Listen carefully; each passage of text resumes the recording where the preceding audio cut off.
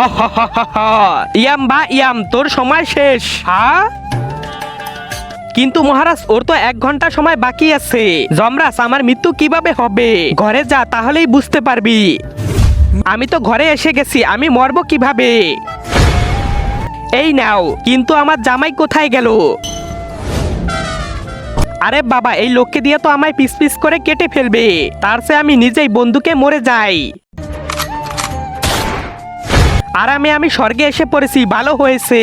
ও আমাকে piece piece করে কাটতে পারেনি। পিস পিস করে? হ্যাঁ যমরাজ, আমার বউ আমাকে পিস পিস করে কেটে ফেলতে চেয়েছিল, তাই আমি নিজেকেই বন্দুক দিয়ে শেষ করে ফেলেছি। আরে বলো, ও তো তোকে মারতে চাইনি, ওই দেখ। তার আগে তুমি যদি 1 বস্তা টাকা চাও তাহলে লাইক করো, আর যদি মাকে চাও তাহলে লাইক সাবস্ক্রাইব দুইটাই করো, আর কমেন্টে বলে যাও তুমি টাকা নাকি মাকে চাও।